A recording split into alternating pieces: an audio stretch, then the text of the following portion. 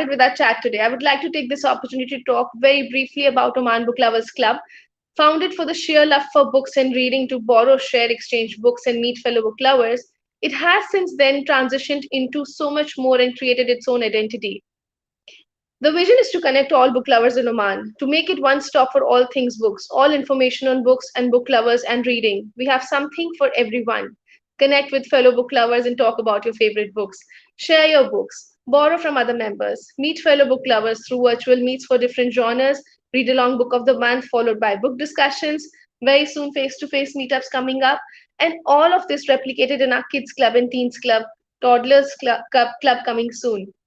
There are book reviews, recos, people seeking suggestions for books for themselves and for kids, members growing each other's TBR, you name it. Members can choose which activity they enjoy most and engage with that. A happy space for all book lovers in Oman. And now is the time to plan for 2022 to make it more engaging for all members and book lovers in Oman. Today is the season finale. Today, in the season finale of Live Chats at OBLC, we are talking to the very amazing Katherine Center, best-selling contemporary fiction author. So let's bring Katherine on. Hi, Katherine. It's really, really nice to have you here. Thank you so much for taking the time. It has been a pleasure collaborating with you. It's amazing. Thank you. It really amazes me, and literally I have no words to express how thrilled I am to be in your presence, to have had the opportunity to engage with you over the past months. So I'll start with a little introduction from my side. While Katherine Center needs no introduction for all our viewers, Katherine Center is the best-selling author of 8 heartwarming, adorable novels, and 9th one is already up for pre-order, coming out June 2022. 2 of her books are Netflix movies. The Lost Husband, that dominated Netflix in August 2020, and Happiness for Beginners is currently in the making, and we'll talk more about it. Katherine's work has appeared in Red Book, O Magazine, InStyle, People, USA Today, Vanity Fair, The Atlantic, Real Simple, Southern Living, and many others. Book Page calls her the reigning queen of comfort reads. Her books have made countless best-of lists, including Real Simple's Best Books of 2020, Amazon's Top 100 Books of 2019, Goodreads Best Books of the Year, the Indie Next Great Reads list, Book List Top 10 Women's Fiction, and many, many more. You should visit her website, www.katherinecenter.com, to know more about her and her books. Not just a very talented author, Katherine is such a warm and vibrant person. Everything around her resonates that. Her presence is so full of life. Her writing, her stories, the whole aura, the colors of her book covers, and her social media presence, everything reflects who she is. What goes on in the mind of a person who can write all this beautiful work of fiction that can have such a powerful and positive impact on readers? We shall explore how she does that and how she brings her warm, accessible, insightful style to a wide range of topics, especially why we all need to read for joy. So, welcome, Katherine, once again. And again, we are very, very pleased and honored to be talking to you today. Thank you. To start with, Katherine, I would really request you to tell us a little bit about yourself, who you are, the person behind the author, a little about your life, some fun facts, just to kickstart the conversation. Yeah, I live in Texas, and I'm from here, and I'm a mom. I have 2 teenage kids, and I'm married, and we have a dog, we live a kind of lovely, cheerful, quiet, pleasant little life. We have a garden, and we cook a lot. I think I'm a person who's always sort of trying to be grateful for any blessings that come my way, large or small. And I don't know that it's always an easy thing to do, but I'm always really working on it. And that's kind of one of the reasons that I write the kinds of books that I write. It's because I'm trying to write books that sort of do the same thing. Yeah. So coming to books, for people who haven't yet been introduced to the world of Casey, let's talk about what kind of books do you write? Why this particular genre? And are these based on real experiences? Oh, that's a good question. So I would say that the type of books that I write are kind of bittersweet comedies. So they're always funny. There's always a lot of joking around and bantering. I'd say the funniest things about my books are typically the things that people say to each other. You know, they kind of joke around with each other a lot. So that's kind of where the comedy is in the chatting and the dialogue and the conversation.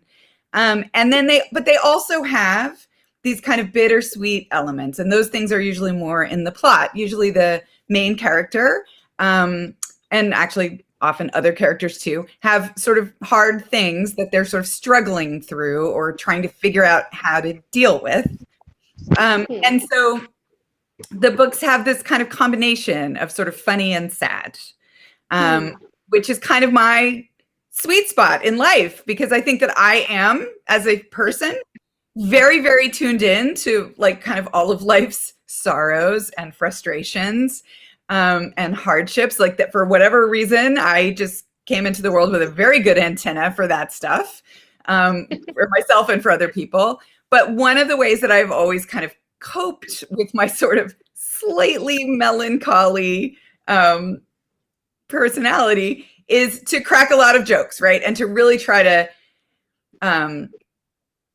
lighten my life experience by diving into comedy as often as possible. So, you know, it's definitely, joking around is my primary coping mechanism for life.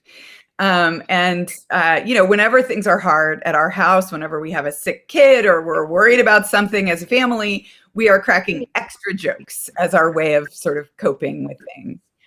So, yeah, so for me, you know, comedy and tragedy in life kind of live side by side. You know, I think that humans invented comedy because of tragedy. Like, it makes a lot of sense that you could have both in the same situation, because I think that comedy exists because of tragedy, you know, because human life is really hard and we have to find ways to make it a little better and a little easier. So that's what I kind of do. I write these books that are funny and sad. And I forgot the second part of the question, but it was a good one, but I've already forgotten what it was. Yeah. So are these based on some real life experiences? Why this genre? Why did you choose this particular genre to write? So I would say that for me anyway, all fiction is kind of like making a collage. You know, so you're taking bits and pieces from all different places and you're pasting them together into something that's very much its own thing. So there are always elements of real things in the stories that I write. I pull from real things, but I'm also pulling from lots of other places, things I see in the news, things friends tell me about, things I dreamed about, things that just popped into my head. You know, you're always, if you're writing fiction, you always kind of, it's like you're walking around with a butterfly net and these great little ideas are floating around in the air and you're just trying to kind of catch them and find a way to put them together into a story that's meaningful and fun to read.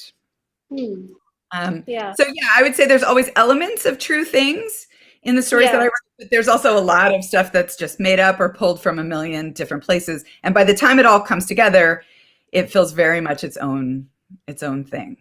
Yeah, so it's not exactly based on real life experiences, but then everything that is going on around you kind of contributes, if that's the right word. Yeah, you know, I haven't had enough life experiences to sustain a career. You know, I mean, you have to, if you're going to write stories, fiction, if you're going to write fiction stories, I think you have to be able to draw from things that are authentically true and meaningful in your own life, but also pull from the whole world. You just need a bigger, you know, resource to pull from. So always a little bit, but not entirely everything. It would be very limiting if you could only write about things that had happened to you. Yeah, true, very true. So tell us about your journey as an author, because you've really been writing for a long time. What made you venture on this path of writing? And what does it take to become a published author? Again, a two-part question, your own journey, and for aspiring authors, especially, a lot of people who would like to know more in detail about what does it take to become a published author? Yeah, those are two good big questions. So the first one about how I became a published author is, I decided that I wanted to be a writer when I was 12. So I was in the 6th grade, and I was very awkward in the 6th grade, and I was very hard on myself, and I was very kind of socially miserable in the 6th grade. And I was kind of just suffering that year. I was not happy, and I was, not happy with myself and my life. And I could kind of see the long distance that existed between where I was and kind of where I someday wanted to be. And I had no idea how to get there. But I was very lucky that year because I had 2 best friends who were also awkward and also miserable. And we somehow got this idea that we should start writing stories together about the 1980s boy band Duran Duran. Yeah. We all had crushes on the guys in Duran Duran, and we decided that we would write stories about meeting them, and we would cast ourselves as the main characters in the stories. And so there were 3 of us, and we each wrote a different story, and we each politely included each other as secondary characters in our stories. And we would sort of suffer through the school week, and then on the weekends we would get together and have sleepovers, and we'd like put on our PJs, and we'd like jump onto somebody's bed, and we would open up these little spiral notebooks, and we would read our stories out loud to each other. And it was so much fun to do that. I mean, it was so blissfully fun that I kind of got hooked from then on. I mean, it was sort of like my first little taste of the sort of very particular magic that stories have. Stories have this ability to change your life. They have this ability to create this kind of magic that you get lost in. And stories actually have a very particular quality about them that nothing else in human life has. Yeah. Because when you engage with a work of fiction, whether it's something you're watching on Netflix or it's something that you're, reading, it is in this funny in-between space because you know that it's not true. You know it's fiction. You know it's made up. You know it's not real, but you believe it anyway. When you're reading the story, you believe it anyway. It feels very real to you. And there's something incredibly powerful about that. Because that's how stories can make you cry. That's how stories make you laugh. That's how fictional characters start to feel like real people. And if a writer has really done a good job writing their story, you're not just like watching that story from afar. You step inside that story and you get lost in that story. And what I'm always trying to do is create main characters that are so easy to relate to that you really kind of step into their skin. Yeah.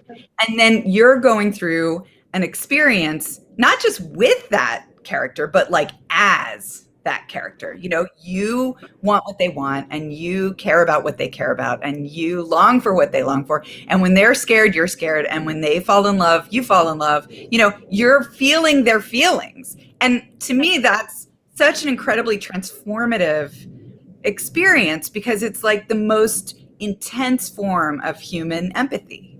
It's this ability to imagine that you're somebody else and you get this chance to step outside of your own skin and be someone else for a while. And when you do that, you have this really profound opportunity to learn all these life lessons that your own life never could have taught you, right? And pull wisdom out of somebody else's life experience in ways that your own life couldn't offer. So that's all a lot of big thinking for a very basic concept that I did not understand at the age of 12, that stories can save you. That stories are really, really powerful teaching tools and engines for transformation and wisdom. So I got hooked at 12 and I spent, pretty much the rest of my life trying to figure out how to write, how to be good at it, right? How to write stories that more than just my mom would want to read, how to write stories that would call to people and mean things to them and engage them and keep them turning pages. I've basically spent the rest of my life from that moment on obsessing over stories and how they work and trying to get really, really good at them. And it's a very long journey because I decided that I wanted to be a writer at the age of 12, and I did not publish anything at all until I was 32. So it took 20 solid years of trying. I mean, I wasn't like doing something else during that time. You know, I was going to graduate school. I was taking English classes. I was taking writing classes. I was sending short stories to the New Yorker and getting rejected. You know, I was actively working to try and become a writer, and I didn't ever get published until 20 years later. So that's kind of how it started. And that actually leads us into your second question about publishing. You know, I think the tricky thing about wanting to be a writer that's different from a lot of other professions is that there's not really an established path. You know, if you want to be a veterinarian, there's kind of a series of steps that you go through to try and do that. If you want to be a doctor, you do a certain series of steps. With being a writer, it's a little trickier because almost everybody's journey is completely different. And it has a lot to do with, you know, working really hard, getting really good, because, you know, the competition is really fierce. So if you're gonna actually publish things, you have to be good enough that you can get in there with that competition, and not giving up, you know, and then getting lucky, right, and stumbling on some good luck. And actually, I want to make a distinction between publishing and writing, because I think writing is absolutely for everybody. You know, everybody owns that. Everybody should have that. If you want to write a journal, if you want to write a little book for your family about the story of your life that they can treasure and keep and carry forward for generations, if you want to write a book for your kids, like a fun little book about a dog for your kids, that's you. You get to do that. Nobody can stop you from doing that. You don't need anyone's permission to do that. And to me, writing is always an incredibly joyful, incredibly nourishing, incredibly good for you activity. So I always encourage absolutely everybody, if you want to write, you should write. The next level is the question about publishing. And that's harder. You know, that's a harder world. It's a very competitive world. There's a huge amount of failure and disappointment and struggle. I mean, case in point, 20 years of trying to get started and, you know, really having to work very hard and not give up and deal with a lot of despair and self-doubt and all these things. So getting published is not easy, and there's no real easy way to do it. There are strategies, there are thoughts, but writing is easy. Writing belongs to everybody. Writing is free. Yeah. So would you tell us a little bit more about your publishing journey? Like, how did you manage to get your first book published? Yes, that happened sort of by accident. So I had gone to college and majored in English and creative writing, and I had won the Vassar College Fiction Prize, which was, you know, all the kids who go to Vassar, they're all writers, so steep competition. And then I had gone on to graduate school. I got a fellowship to go to graduate school in creative writing. So I got a master's in creative writing. And then I spent about 8 years writing short stories and trying to get them published and failing. I mean, 8 solid years. I was working in a bookstore. I was teaching creative writing to little kids as a side gig. And I was sending out short stories, trying to get them published and getting rejected just over and over and over again. It was very depressing. Everyone in my family felt very sorry for me. I was the tragic ne'er-do-well of the family. And it was just a really long, frustrating time when I spent a lot of time thinking that I probably should quit. You know, I kind of kept thinking that the smartest thing to do would be to just quit and get another job that wasn't so hopeless. But I couldn't seem to make myself quit. That was the problem. You know, I would decide I was quitting. I would say, you know what, this is not healthy. I'm done. I'm out. And I would decide to quit. And then like 2 weeks later, I'd get another idea for a story and I'd start up again. And it all felt very sad. Wow.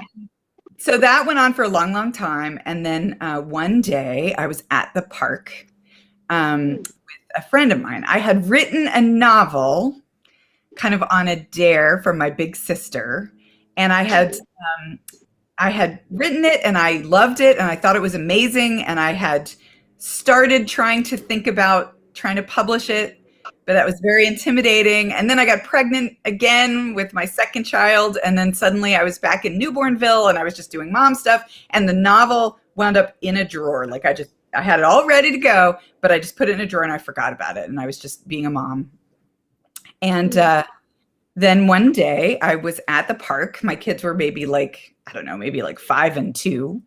I was at the park with another mom and she spotted a woman across the way who was a published novelist. And so she said, that woman over there is a novelist. You should go over there and talk to her and get her to help you publish your book that's in a drawer, right? And I felt very shy about doing this. I really didn't want to do it. I sort of panicked, but my friend didn't feel shy at all. And she just marched right on over there. And she was like, that's my friend Katherine over there. She's written a novel. I've read parts of it. It's really funny. Don't you want to help her get it published? Oh, we all need such friends. I know. It was great. And this very kind woman agreed to read the first 3 chapters of the novel. So I emailed them off to her that afternoon. And then she wrote back the next day and said she would like to pass them along to her agent. And then, so she did. And then her agent actually wrote back within the hour of getting those 3 chapters saying that she wanted to see the whole manuscript. So I sent I just emailed off this 300-page document to this total stranger in Los Angeles. And she read it and she got back to me within a week and she said, I love your novel and I can sell it. So so we got started. Like a couple days later, she had sent it off to 8 different publishing houses in New York. There were 4 that were interested and they were all really big publishing houses. It was Putnam, Random House, St. Martin's, and HarperCollins. Were all interested, big publishers. And she got them into an auction and then she got them into a bidding war. And they went all day long. I mean, she would just call me like every hour or 2 and be like, they're still going, I'll call you later. And because of your hard work and perseverance and not quitting was paying off. It really was. And, it's like a Cinderella story. And at the end of the day, Random House won. It was a 2-book hardcover deal with Random House. And that's how it all got started. I mean, that was kind of the happy ending of that whole situation. And then also like just the beginning, right? I mean, it was just the beginning of this whole long journey because that was back in 2006. And so there's been a lot that's happened. I mean, life goes on, right? You get your happy ending and then life keeps going and you have to figure out how to manage that happy ending. But it's been great. I mean, it's been awesome. Yeah. How amazing. This is very, very inspiring. Really, you just did not quit for so many years. So before I go to my next question, we'll just take a few chats that have been coming in from our members. Charlotte has been constantly commenting on all the things that you're saying. So I've been bringing it on the screen. That's our friend Charlotte Franklin. There's a question from the other members. Yeah. Hi, Charlotte. How do you recognize a good story from many stories? What would you say to that? That's a really great question. So, I think as a writer, you have to recognize what's a good story for you to tell. Because there's a quote that I really, really love about writing from this guy I love named Dwight V. Swain, who wrote a book years ago. He's like the great granddaddy of how to write books. And he said something that sticks in my head all the time. He said, a story is something you do to a reader. And I think about that all the time. What do I want to do to people? What do I want my stories to do to people? And really that question is, how do I want to make them feel? Yeah. And different stories are going to make you feel different ways, right? A thriller gives you a whole different set of feelings than a love story. Right? Okay. And I'm so sorry, my phone is dinging. So, different stories do different things to you. And so, I've part of my journey of becoming a writer has been to try to figure out what I love in a story, what I love to have done to me as a reader. You know, what am I hoping a book is going to do to me when I open up those covers? And to figure out how to do that for other people, right? To create stories that allow them to sort of feel the same things. And what I have decided that I love in stories, and this is always a journey and it can always change, but what I really love is I like to feel inspired, and I like to feel hopeful, and I like to feel like there's a chance that the human race is going to pull it together. I like to see stories about people who have to go through something hard and figure it out. I like stories about people who get knocked down by life and have to figure out how to get back up. So, you know, those are the kinds of stories that like resonate for me. And, you know, Stephen King would have a totally different list of things that he's interested in, right? But when I hear about something in the world, a story, a news article, you know, something I dreamed about, something that happened to my mom in 1960, you know, whatever it is, when those little ideas come by, if they seem like they have the potential to work in that context, you know, to help build a story about something that's inspiring or meaningful in the ways that I like stories to be inspiring and meaningful, then I know that it's got something to it. And then I sort of keep a list. You know, these ideas float by, and I have a little document on my computer where I try to write them down. But of course, half the time I forget to do that. Life gets busy and I never make it there, and they just get lost. But if they're good ideas, they circle back around. And then the second part of it is you have a bunch of little ideas or a bunch of little pieces, and then what you have to try to do is figure out which ones fit together right in a way that creates a kind of electricity or a kind of energy. So it's about collecting the right kinds of elements, and then it's about choosing from that big collection the right kind of elements to go together into any particular story that are going to help create a certain kind of experience for people that feels a certain way. Yeah. That actually partly answered a question I was going to ask you later, but we'll come to that again. So thank you for sharing your perspective on that. We have more questions from the audience, but I'll take that again later. To carry on with the topic of publishing and a brief question on also for members of the club and audience, what does it take to make writing a full-time career? I mean, the struggle to get published for the first time, but there are also lots of authors who have another career and they write along with it as a passion. So what does it really take to be able to convert writing into a full-time career? Would you say to that? I would say that writing fiction is not typically a great way to make money. You know, it's something you really do for love more than for money. This idea of like wealthy writers, you know, in their Rolls Royces wandering around drinking champagne is funny to me. That's not at all. Most writers are starving artists, right? Most writers don't make much money at all. Even writers who are actually publishing books and out there. It's not you know, until you get to a certain level, you're really not making a lot of money. And I think that's one of the reasons why people typically have a day job and then write on the side. You know, you don't want to quit your day job. I mean, you really don't want to quit your day job.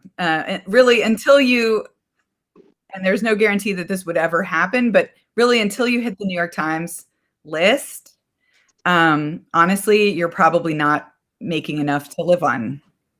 True. That's just how it is. So you know, and I really had to struggle with that when I was younger, because it was like we had 2 kids, we were trying to raise a family, and we were trying to figure out, like, financially, how do we make this work? And I was very lucky because I had a very supportive husband who thought what I was trying to do was great. And he was like, you know what, if this is what you're going to try to do, we'll figure it out and we'll make it work. Right. And so, it was many, many lean years of just trying to make it work, right? So the upside of that, however, and I think this is important to remember, is that even like, I'm not sure that you would want to quit your day job, honestly, because something about having that structure and something about having all of those day-to-day interactions with whoever it is you're seeing at your day job, and something about interacting with the human world is actually inspiring, and it's good for you to have that structure, right? Gives you those experiences that you need to create your stories. Yeah, I mean, it can help. If you think of it in that way, it can be helpful to you. Because if you had nothing to do but lounge around in your pajamas, you might not ever get anything written. It's weird how that works, but it can be true. It helps to have editors and deadlines and people saying, hey, this is due on, March 1st. But really, until you're at that point, I think having a life going on in the real world can actually be inspiring for the stories that you're trying to write. True. So, I would say I've heard of people saying that they oh, I'm going to write a romance novel and make $1 million. That's not how that works. You writing is like anything, it's a long, slow burn. You work on it and you work on it. You're not going to be successful until you're really good. And that takes a long time. I mean, the great thing about writing as a job is that you'll never learn everything there is to learn. You'll never get bored, but you'll never get to a point where you've learned everything and you can relax. I mean, it's just a constant process of trying to learn all these different elements of how to write a great story, because it's incredibly complex craft, and you'll never know it all. You'll spend your whole life learning. Yeah, I'm sorry. I'm saying, I think in terms of making it a full-time career, it's very much similar to any art form, I feel, as a career, because not everybody will become a billionaire, but some do. So it's just that you have to be good at it. I would not bank on that, though. You know what I mean? You're sure some people win the lottery. It does happen. But that's not something to count on. You need to have a realistic plan in place if you really want to do it. For how you're going to survive. And I don't think there's I will say I am a person who wrote for love for a long, long time. And my view was that this is what I loved to do. And I was grateful to get to do it. And I would sacrifice whatever I needed to sacrifice to get to live this life of making stories up all the time. So, I mean, you can decide that it's worth it to you. Absolutely. But I would definitely say the idea that you can just write a book and get real famous is, I mean, it just doesn't, it's a much slower process than that, Yeah. And there are no guarantees. Yeah, I get that. I'll just bring on Nanita's comment. She's thanked you for the previous question you answered. We'll go to Shal, another one quickly before I'd like to ask you this. So I think in the previous answer, you did cover a little bit of elements of this, but I'll still ask this again in case you would like to add something. So about your writing process is what we wanted to understand. How do the stories happen, which you've covered briefly around, how you've in the answers till now, and how do you shape the book? I mean, once the story is happening in your head, the entire process, and also the characters' development. Do you think they take the inspiration from people around, or in any of your books, are there any characters which you think have taken after you? Okay, those are great questions. I could go all day on this question. Let's see. So the question about how to shape the stories, that's something that I really think about a lot. The thing that is easiest for me with writing is dialogue. I never ever have to try to write dialogue. I never even have to think about it. If I sort of imagine two characters in a situation, they immediately start talking to each other. Wow. And saying funny things. And I basically am just taking dictation. I'm just writing it down. So for me, that part of it is very easy. I've never had to try to I've never ever read a book on writing great dialogue, because for whatever reason, that comes very easily to me. And that's kind of the thing that got me into the game, is that it's such bliss for me to get to write back and forth scenes with people talking to each other. That's the thing that's kind of kept me there. What's harder for me, what I have worked on much more actively with, like, you know, brain power, is plot and structure. Because it really does matter what the shape of a story is. For the emotional experience of the people reading the book. You need to structure it in certain ways, and different structures are going to give people different experiences. I think of it like a roller coaster. You know, the structure is the track. You know, everybody gets in this little car and starts moving, and the track determines, like, are we going to go way up and then drop, or are we going to sort of circle around, or what are we doing, right? So when you're structuring a story, you're thinking about the shape of that story, and that's going to impact people's experience moving through the story. And when I was younger, I really thought that the voice of a story was the most important thing. Of course, I thought that because that was the thing that came easiest to me. So I wanted to think that. But I actually think that voice and structure are equally important. You've got to have, you've got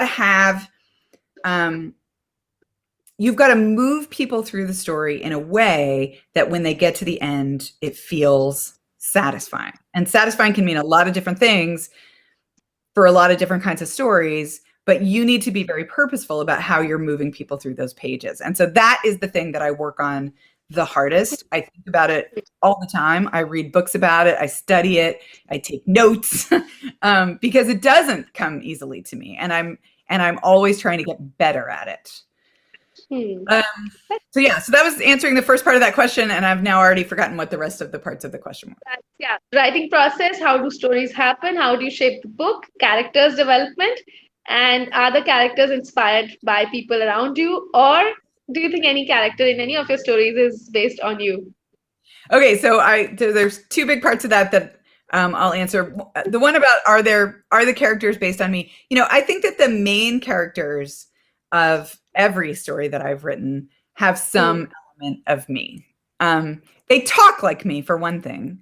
All my stories are written in the first person. So it's as if the narrator is just like sitting with you at a cafe over like a big cup of coffee and just telling you the story of this crazy thing that happened to her, right?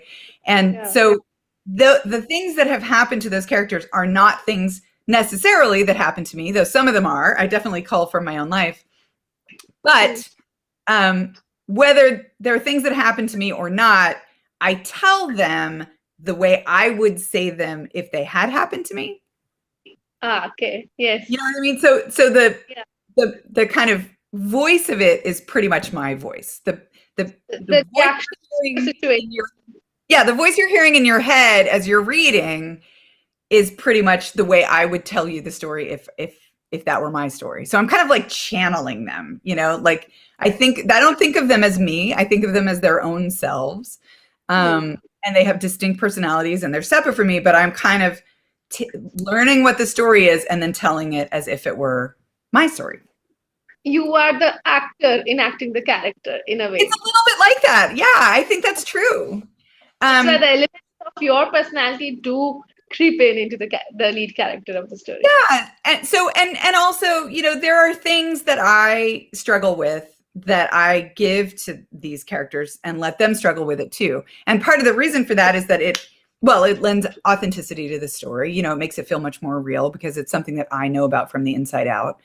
But it's also useful for me, if there is a thing I'm kind of struggling with, to get to learn about how to struggle with that thing along with that character. So I have a book called Things You Save in a Fire, and the main character, Cassie, is she's really trying to figure out how forgiveness works. She's really struggling with some people who have wronged her in her past, and how to let go of that, right? And how to move forward with that. And the one I'm reading right now. Oh, well, forgiveness became a big theme in that story. And it's partly because I am not great at forgiveness. Like, I know that it's a good thing intellectually, like in my head, like I'm like, forgiveness is great. But that's a very different thing from actually knowing how to do it, right? Yeah. How do you do it? Like, I'm sort of baffled. I've got people I'm still mad at from middle school, and so I myself would like to be better at knowing how to let things go and move on and forgive people. And I know that it's good for you. And so writing this book gave me a chance to go read up on it. I read a bunch of stuff about psychologically how forgiveness works, how we do it, how we let go of these things. And then I was able to work that back into the book and talk about it a little bit with Cassie. So it was, I hope it's been meaningful for people to read about, but I know it was meaningful for me to write about because I learned a lot from going through that with her. Yeah.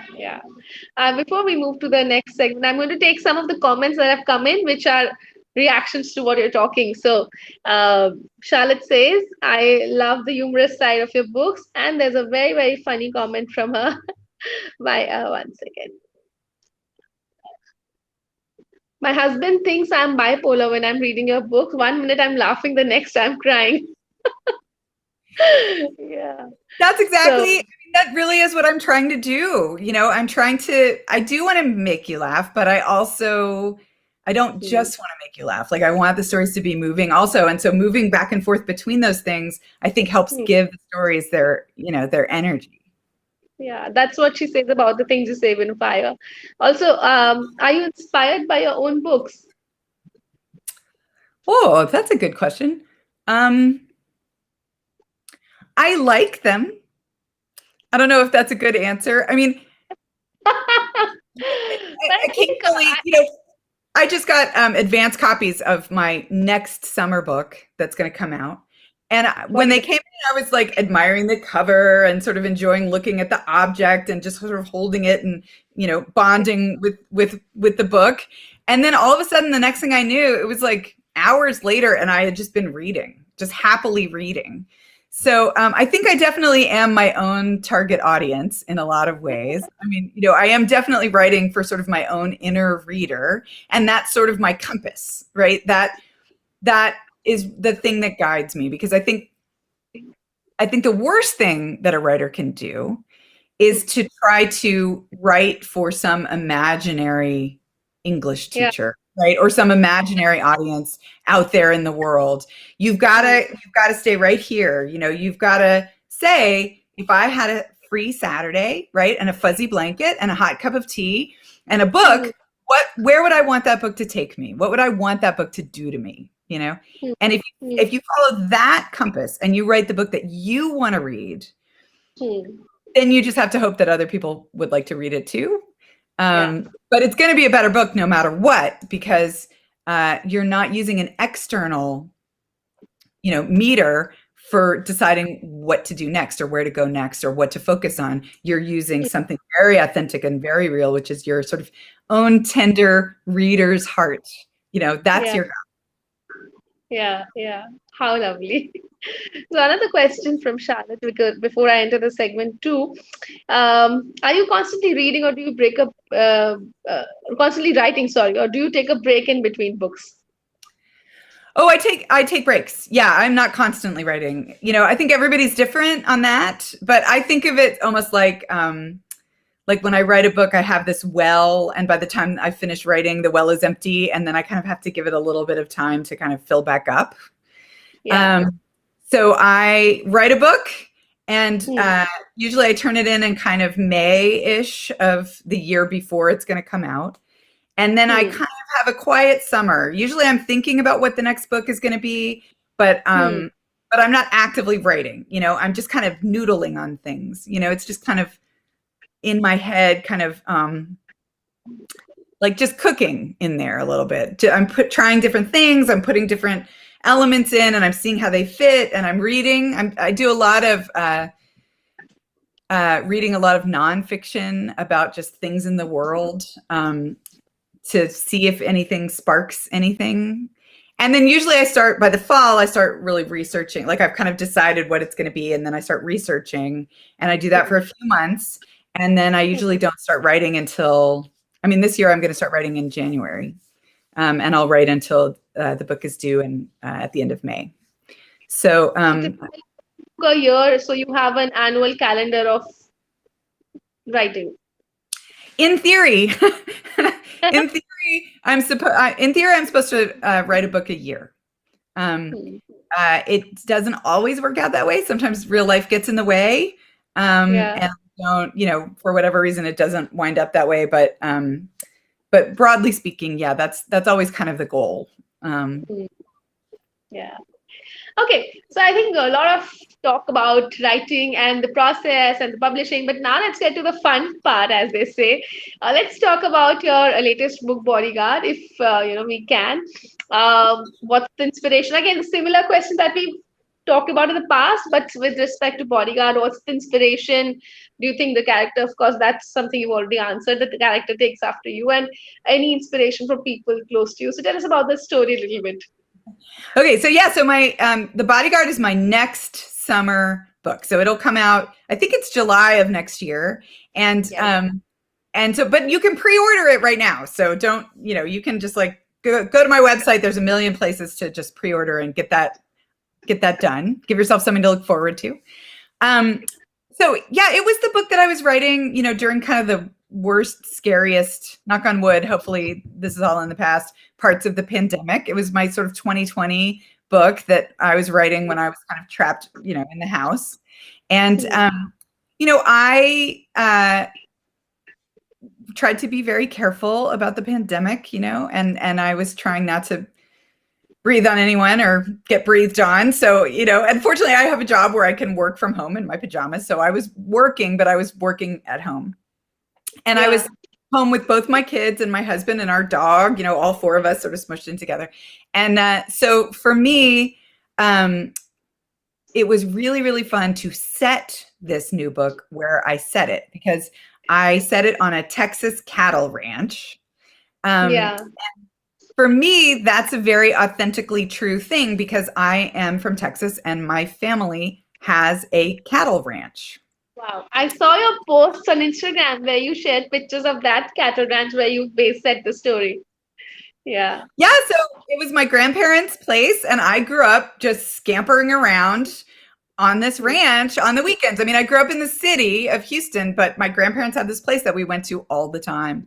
And so, they have both passed away many years ago, and the big ranch house that was their place where I had so many slumber parties and had so much fun as a kid is still there, but we rent it out now to renters.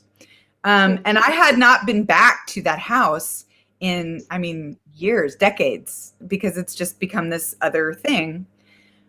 But I still remember it. I remember it in the way that we remember those places from our childhood. Like I remember it in 3D. I could tell you every nook and cranny of that house. And so I decided to set the book out there so that I could go back and visit that house, in my head. So I was trapped in my real house, but mentally I'm out on the ranch, and I got to go. The Stapletons are the family who own this ranch, and in the story, and the house that I gave them is my grandparents' house. It's their exact house, and so there's all kinds of things going on. When the family is having breakfast, when the fictional family is having breakfast in the kitchen, they are sitting in my grandparents' kitchen in my head, right? And when Doc Stapleton, the sort of father of the family, is burning bacon with his wife's apron on and sort of, trying to blow the smoke away by fluttering the apron at it. That's happening in my grandparents' kitchen, right? That's my grandmother's apron. Like I see it all in this very, very way. So for me, it was this really nourishing sort of time travel thing to do during the pandemic, where I got to go back to this very, very happy place from my own childhood and spend time there. But I wasn't just trying to remember vague things from the mists of time. I got to put these very fun fictional characters into that setting and watch them goof around and tease each other and, and have all kinds of fun. So that was really, really fun for me. It was my way of making my own sunshine during the pandemic. Very gray, in some very gray months there. It was my way of creating joy for myself. I had so much fun goofing around with these people. There's a couple of comments on this. Charlotte says, I'm so tortured having to wait for it. Well, of course. It's And I will also say that typically when I'm writing my books, I try to find this sort of balance between darkness and light. I think I love light, but I think you need some darkness to create some shadows to kind of define the light. So I try to have both. But I will say in The Bodyguard, I leaned very hard towards the light. I just felt like real life had enough shadows. And so I just made it as fun and funny and joyful as I possibly could. especially the time that you were writing, the whole globe was experiencing something very dark. So that, of course, that would have been, like you Yeah. said, whenever there's tragedy, you try to cope with it by having light moments, by making a lot of jokes. So that's, I think, I'm sure that will reflect in the book. So Parjeet says, wow, can we get a sneak peek preview of Bodyguard? Maybe a few lines that you would like to read out from it? Does Oh it my gosh. around you? Do I have it nearby? I don't have it right here with me, but if we run out of time at the end, I could definitely find you something. I mean, I don't want to wander off and go find it right now. But yeah, it's fine. Yeah, I'll take. My cute husband is walking over here and bringing me one. Oh, you're so sweet. So sweet. Okay, so here's the book. Very pretty cover, just like all Katherine Center books. It's a statement signature. Yeah, it's got flowers all over it. So actually, I could read you this, which I actually wrote, and I think it kind of captures it pretty well. Do you guys want to hear that? Yes, please. All right. So it says, she's got his back. Hannah Brooks looks more like a kindergarten teacher than somebody who could kill you with a corkscrew or a ballpoint pen or a dinner napkin. But the truth is, she's an executive protection agent, a bodyguard, and she just got hired to protect superstar actor Jack Stapleton from his middle-aged corgi breeding stalker. Jack Stapleton is a household name captured by paparazzi on beaches the world over, famous for, among other things, rising out of the waves in all manner of clingy board shorts and glistening like a Roman deity. But a few years back, in the wake of a family tragedy, he dropped from the public eye and went off the grid. When Jack's mom gets sick, he comes home to the family's Texas ranch to help out. Only one catch. He doesn't want his family to know about his stalker or the bodyguard thing. And so Hannah, against her will and her better judgment, finds herself pretending to be Jack's girlfriend as a cover. The more time she spends with Jack, the more real it all starts to seem. And there lies the heartbreak, because it's easy for Hannah to protect Jack, but protecting her own long neglected heart is the hardest thing she's ever done. Yeah, it's a love story. It's a romantic comedy. I mean, it's just fun, Yeah. So anyway. I'll just take another of your friend, I think has written this, or somebody who follows, sorry. Laura Lay. I've been reading Katherine since 2012. I've been a fan ever since. Love her voice. Thank you. All right. So, the most exciting news recently, Happiness for Beginners turning into a Netflix movie. I saw your post from the sets. That must have been some other experience. I'm sure you've had the same experience before with The Lost Husband, but let's talk about the recent one. Tell us about the whole experience. What do you feel? What do you feel when your book, this is the second time that your book is being adapted into a movie. So first of all, what do you feel about it? And do you partner in the process of book being converted into a screenplay? And also tell us about your experiences from the sets. Okay. Well, it's fantastic when this kind of thing happens. It's very thrilling. And the woman who is directing the Happiness for Beginners movie is also the woman who directed the last movie that happened, my book, The Lost Husband. So my book, The Lost Husband, got turned into a movie. It was supposed to come out in April of 2020. It was going to be in theaters all over the US. We were going to have a premiere in LA. It was like feeling like the most glamorous thing that could ever possibly happen. And then the pandemic happened and all the movie theaters closed down.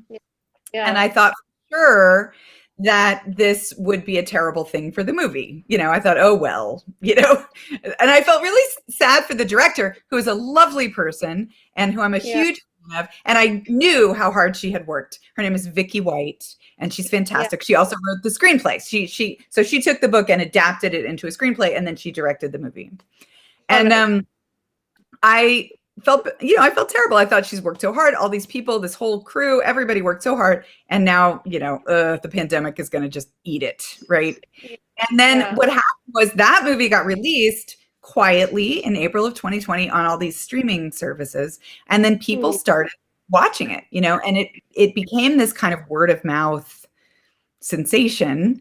It wound up doing really, really well. And then Netflix reached out to them about putting it on Netflix. And it went to Netflix in August of 2020. And it actually, the second day it was on Netflix, it shot up to #1. It was the #1 movie on Netflix for like 4 days in August. And it wound up in the top 25 movies for the year on Netflix. And then it got released internationally. And so it was all over the world, and it wound up in the top 10 movies in 30 different countries around the world, which was just amazing because it was this quiet little Texas-y story, just this quiet little thing. But I think it's a very comforting story. And it was at a time when, we all needed a lot of comfort, right? And so people were watching it and telling their friends to watch it, and people were watching it over and over. So that's how that got started. It was this amazing, sort of astonishing, happy thing that wound up happening. And it did so well that Vicky was like, we should collaborate again. Let's do another one. And so that was going on sort of all this past year. We were sort of going back and forth. It did well with Netflix, the first movie. And so this new movie is actually going to be like a Netflix original. Netflix is kind of making it happen. And it's pretty exciting. Once again, Vicky took my book and translated it into a screenplay, which is always a kind of a tricky thing to do because a book is 350 pages and a screenplay is about 90 pages. And a book has a lot of text and a screenplay has a lot of white space. But the rule about a screenplay is typically that, roughly speaking, 1 page of screenplay translates to about 1 minute of screen time. So you couldn't write a 200-page screenplay, right? Because that would be a very, very long movie. So you need to have it roughly be around 90 pages. So you really have to take this 350-page book and shrink it down into a much smaller version of itself. For it to work on the screen. And that's why, when you've loved a book, it can be hard to watch the movie because it's gonna be different by virtue of the fact that it has to be changed. But she did such a great job with The Lost Husband. She kept really all the essential parts of the story. And I know she's done the same thing here. So with Happiness for Beginners, she cast Ellie Kemper to be the main character, the lovely, charming Ellie Kemper from The Office and from Kimmy Schmidt. And she was also in Bridesmaid. She was great in Bridesmaid. And then also they cast a super cute guy named Luke Grimes to play Jake, kind of the other of the two leads in the story. And he's on a TV show called Yellowstone. He plays Kevin Costner's son on this TV show, and he's very charming and very swoony. The women of the world seem very pleased with that casting. And then the one other person that I've been so thrilled about is they cast Blythe Danner, the lovely Blythe Danner, who's Gwyneth Paltrow's mom, to play Grandma Gigi, who's one of my favorite characters in the book. And so that's been really fun. They also cast a cute guy named Alex Koch to play Helen's little brother, Duncan. And I'm very fond of that character, Duncan. And I think they did a great job of casting him. He's super charming and hilarious. So I got to go to the set in October. I got to fly from Texas to Connecticut where they were filming. And I got to spend a day on the set. It was all very careful because of COVID protocols, and I had to get many tests. But I did get to go and spend a day watching them film. And I have to say, The cast is adorable. The people were so sweet and funny with each other. They were having so much fun making the movie. I was like, there's no way this movie won't be great, because you could just feel all the good energy happening on that set. Your kind of, just very, very your kind of vibe to the sets as I hear it. Yeah. And when you're filming a movie, you don't just film the scene one time. You film it many times from different angles. You do close-ups, so they're kind of doing the same scene over and over. And I will say that the scene that I was there for, every single time they redid the scene, it made me laugh. I laughed every time. And so I loved that. And I got to do a little cameo in the movie. So if you see it, and this won't be it'll probably be a year before it comes out, but if you see it, I'm in a wedding scene. I get to pretend to be a wedding guest, and I'm in the background drinking champagne with Blythe Danner, which made for a really, really fun day for me. I was very thrilled to get to double motivation for us to watch the movie, of course, for the story that you've written, but also to watch you. Yeah, I'm there. I'm also in The Lost Husband too. They very kindly let me come and do a little cameo in that one as well. So if you watch that one, and it's on Netflix, it's super easy. There's a farmer's market scene, and I am there purchasing goat cheese from my own main character in the farmer's market scene. So it's pretty fun. Yeah, I have to go and watch it now. Just a comment from Parjeet there. It must be a great feeling to get published and then get a movie out of the book, I'm sure. Yes, it is very great. I'm beyond grateful for it. Yeah. Okay. So we'll move on to the next part. Let's talk about some of your previous books, briefly. Tell us about them. We have covered a lot about different books in all our different segments, but the stories and where did this inspiration come from, and any particular character that you would like to talk about. I know we have covered a large part of this question in the previous conversations, but it's there, so I had to ask it. So in particular you would like to add to whatever we've already talked about? Oh my goodness. Well, How to Walk Away is a book that I wrote that's got a pretty red cover with flowers all over it. And it was my first book to ever hit the New York Times bestseller list. And I'm very, very fond of that book. I think it's got a lot of magic. And then the next book that followed it was a book called Things You Save in a Fire. And those two books are actually connected because there's a very, very minor character in How to Walk Away who winds up being the main character of Things You Save in a Fire. So it's not a sequel, but there's a little funny way that their lives kind of cross. And that's just that's just fun. And then that was actually so much fun. I wound up doing the same thing with two of my other books. Yeah. The book that I've seen the connecting stories on the website. Yeah. Happiness for Beginners was a book I wrote right before How to Walk Away. So not as many people have read that book because people hadn't heard of me as much back then.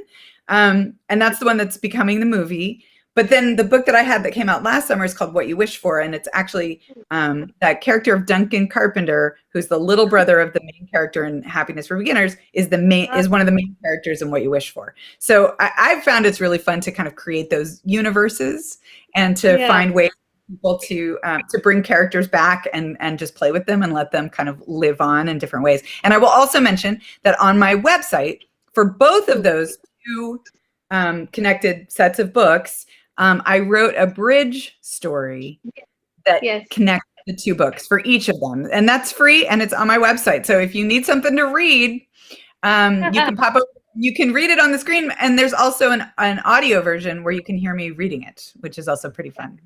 Yeah, that's your voice, right? I read those bridge stories. That's what I was mentioning. Yeah. So to that, and answering the question to that, would you recommend that it is ideal to have the best experience to read your books in the order, right from the first one? I think the first one is Get Lucky, right? No, the first one is from the way beginning is called The Bright Side of Disaster. Right. Sorry. Yeah. That's 2007. So it's very old. Because there are these bridging stories and the connecting the characters. So would it be an ideal experience for a new Katherine Center fan to read right from the start, from the first book until the last? I would say that's a really good question. I would say I think that I've gotten, or at least I've tried to get a little bit better with each book. The more times you do a thing, the better you get at it, right? And so I think that my more recent books are better than my early books, at least in the sense that I, as a grown-up person, all these years later, because I've been at this a while now, I am much clearer about what I love in a story, and I am better at rendering that for other people now than I was 15 years ago. And so, so I would say, I don't think it matters what order you read the books in. I think you can just read them however you want. There's nothing that will be confusing if you don't read them in the right order. But what I typically suggest that people do is start with the newer books and kind of work your way back. Like when you've read the newer books and then you've got a hankering for another book, work your way back to the earlier books, because they still have the same sense of humor and the same voice, but they just, the newer ones are just, I think, a little bit stronger. So yeah, so read the older ones when you're running out of Katherine Center books would be my... Very interesting one, actually. All right. So now coming to your own reading, what kind of books do you like to read? And do you think your writing does get inspired by what you read largely? That's a good question. So I read very eclectically. I kind of read all over the place. I like to read books in my own genre, but I also like to read books outside of my own genre, because in a way, when you're reading books that are a lot like what you do, it sort of is hard to turn off your inner editor, or it's like hard to not think about what you would have done in that situation or how you would have done that scene. So in a way, I find that reading books that are similar to the books that I write makes it hard for me to relax and just get lost in the story, because I'm still I've got my writer brain going. I read a huge amount of nonfiction. I really, really love to read psychology books. I really, really love to read sociology books. I'm fascinated by how people do things and interact with each other and how the brain works. And I love reading books about human life from sort of all different angles, but I do have like a real love for nonfiction. So sociology, like you mentioned, do you think that really helps you create your stories, build your stories? Does it inspire your writing?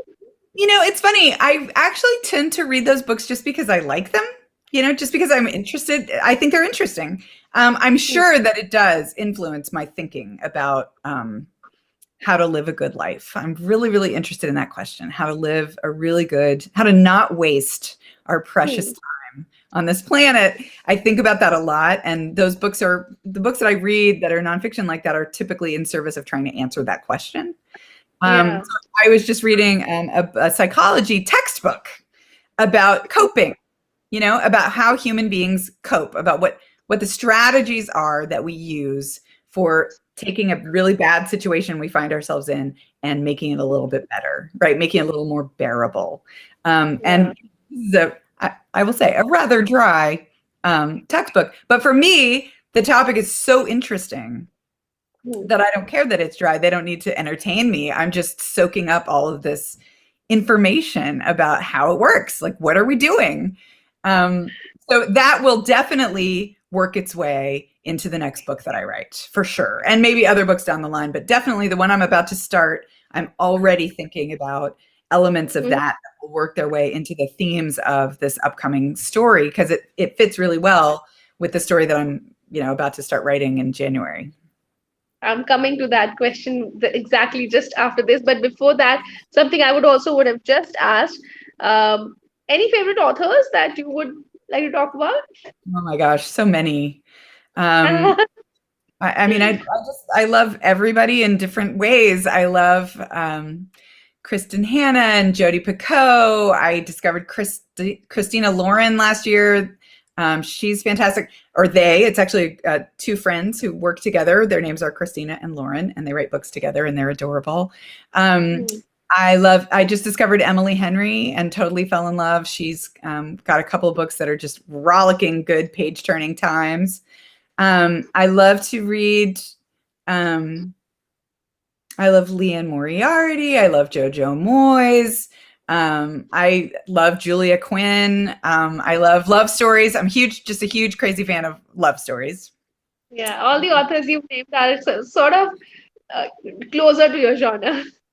Yeah. That's true. And then of course I've got a whole, giant bookshelf of books about how stories work, books about human psychology. But as far as fiction goes, when I come across a fiction writer who is able to just grab me, by the seat of the pants and yank me through that story, I get so excited. I mean, I just completely fall in love and just want to shout from the rooftops, like, everybody needs to go read this book. So that's really fun when that happens. It's a joy to come across really great other writers. Awesome. And this brings us to our last question for today from me, but we'll see if there's anything else from the audience. So what's up next? We know about Bodyguard, but then what are you writing? So I know you are very excited and can't wait to read it, but what after that? What can we look forward to? What are you writing next? So yeah, I'm starting a new book. And I've done a ton of research on this book. I've been doing a ton of writing. Like outlining and notes and things like that in little notebooks, trying to get ready. I haven't actually started the fiction writing part yet. That's going to be in January. It was kind of a busy fall. Normally I try to start a little bit in the fall and get kind of ahead of the curve before New Year's. But this year was busy. So I am ready to hit the ground running. I find that when you've got a really great story idea, you just carry around this sort of tingly feeling of excitement right here. And this story has that. There's a lot of magic in this story. I'm not going to get too much into the details because I'm not actually sure exactly what's going to happen just yet. I've got elements of the story that are there and are definitely going to be happening, but I'm not sure how it's going to play out. We're going to find out when I get started. But I cannot wait. I'm just chomping at the bit to get started on the story because I already can see these people. I see where they live. I know what they're struggling with. I'm ready to help them get it figured out. And I kind of can't wait to see it all shake down. So yeah, I'm very excited to start this new book. Awesome.